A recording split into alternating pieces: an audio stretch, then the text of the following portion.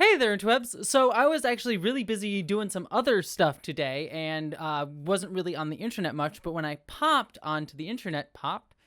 That's probably the wrong word. But when I looked at the internet, I saw that the Suicide Squad had released a new trailer. And because I am a huge fan of Harley Quinn, Margot Robbie, DC, James Gunn, and honestly, the Suicide Squad in general, like I adore the Suicide Squad so much. Go watch Batman Assault on Arkham if you haven't yet, because that's a great Suicide Squad movie.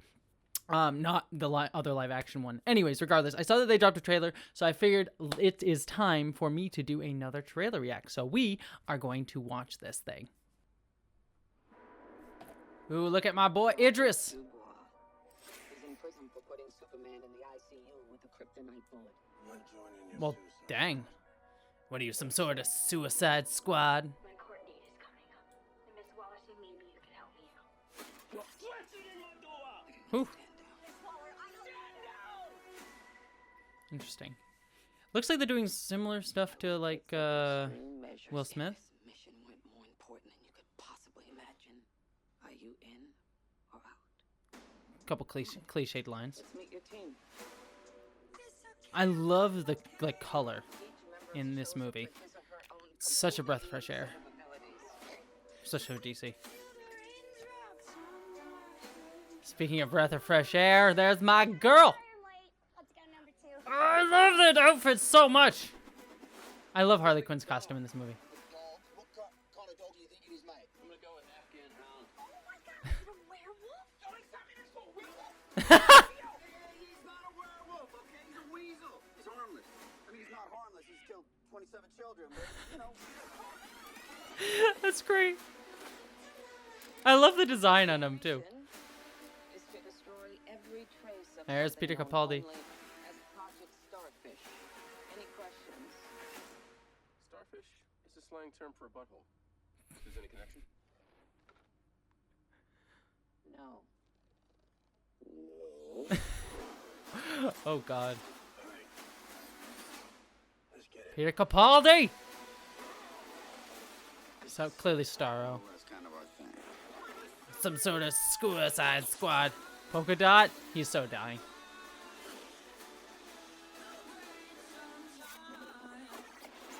Oof.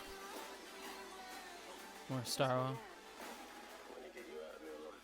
going to get you out of here alone. Oh, Idris. Ooh. Okay. I love whatever that is. I love that visual flair.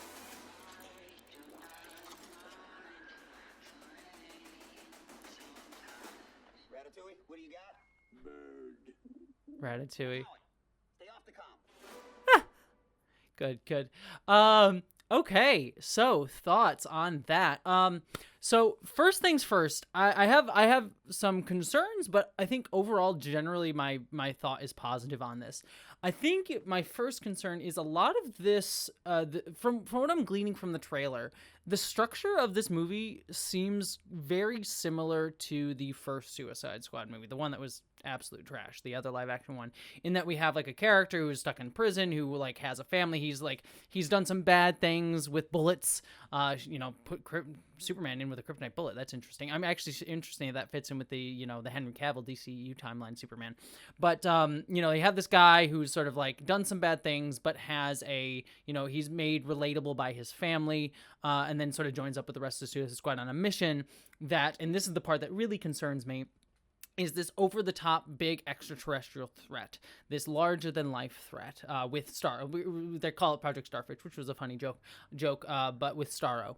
And Starro was great. Like, Starro was like that weird oddball choice that I think James Gunn is like perfect for utilizing and is known for, and I think he can do that well.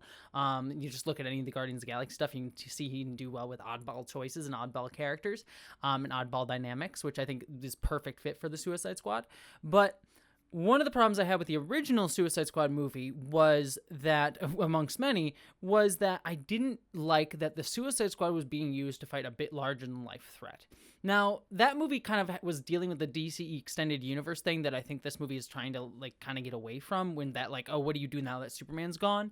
But the Suicide Squad works best when they're more utilized as like an undercover team doing like kind of normal psyop stuffs, just with a villainy flair to it.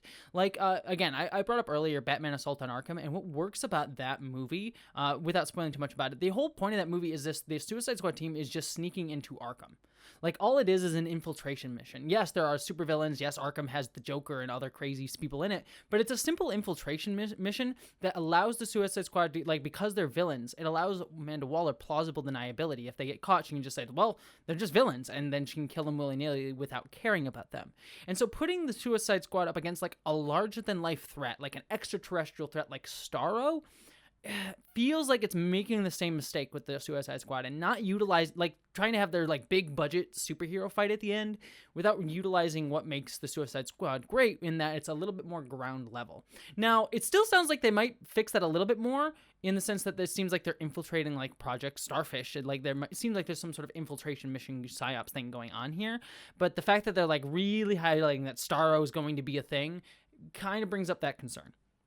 However, that is probably my big, and also the very fact that the structure of the movie seems very similar to the first one. That's not necessarily a bad thing, but I was just like, it's a little bit repetitive, especially in terms of the characterization of Idris Elba's character versus Will Smith's character. They both seem to be playing the same sort of function within this story, which seems a little bit like, you could have done something other than like Deadshot version 2, like do something new with Idris Elba's character, and that yet to be seen. Like, maybe that will be the case, and I think it just has a different like kind of personality and like temperament to him than Will Smith's more like over the top energy than Idris's more grounded energy.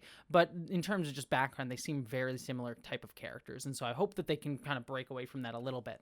But outside of those concerns, the other part of this really, really works for me. I really love, like, James Gunn, like I mentioned, is so good at taking these oddball characters and just writing them within their own voices. Like, giving, like, Harley Quinn feels like Harley Quinn.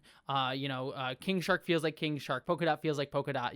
All of these different characters. Boomerang has his own personality. And so James Gunn's just so good at that, and then having them intermingle with each other in really off-the-cuff and vibrant ways. And that's what I really think that James Gunn's really going to bring to this movie, is like, he has such a great understanding of voices of like off-the-beaten-path type of characters, and then having them mesh with each other. Again, look at Guardians of the Galaxy. Like, every character on the Guardians of the Galaxy, like Strax, Star-Lord, Gamora, Rocket, all of them have Groot, have such specific voices, Groot especially, that you really, like, I feel like each of these characters are distinct, and I really sense that from this trailer. Also, the other thing too is just the visual flair of this movie looks so much better, and so like, DC has been getting away from this, like Aquaman, Birds of Prey, Wonder Woman, 1984 for all of its problems. Like, they all had a little bit more visual distinct flair than like Zack Snyder's controlled DCEU, and I've been really appreciating that. And since we kind of had like a fallback into the Zack, like, again, I'm not here to knock you if you like Zack Snyder. His stuff isn't for me. But I understand if people appreciate that, but it didn't work for me. And so we had recently Justice League, Zack Snyder's Justice League, and it was sort of that more dour, depressing, just sort of like very operatic feel to these characters that I'm just kind of liking the little poppy vibe for this a little bit more. It feels a little bit more appreciated. And again, I'm not saying you can't do that. Just the way Zack Snyder did it in that sort of like over the top, self-aggrandizing operatic style that was like very self-important didn't really work for me. I'm fine with dark and gritty, but not dark and gritty that is kind of self-important unto itself. That's my take on Zack Snyder. Does not have to be yours, but that's mine.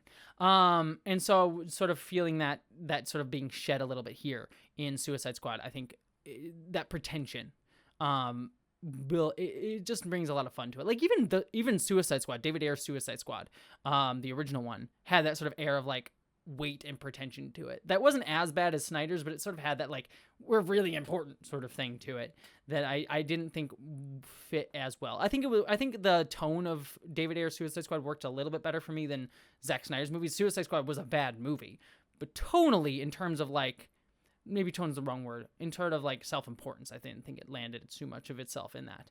Tonally, it was kind of all over the place. But anyways, regardless, I am very excited for this movie. I have some concerns, as I stated, but overall, I am very, very pumped and so excited. But what did you think? Did you like this trailer? Did you hate it? I am so excited to jump in and see the Suicide Squad when it comes out, but I'd love to hear all of your thoughts first. So let me know down below. But until next time, don't forget to subscribe, and I hope you live long and stay sexy.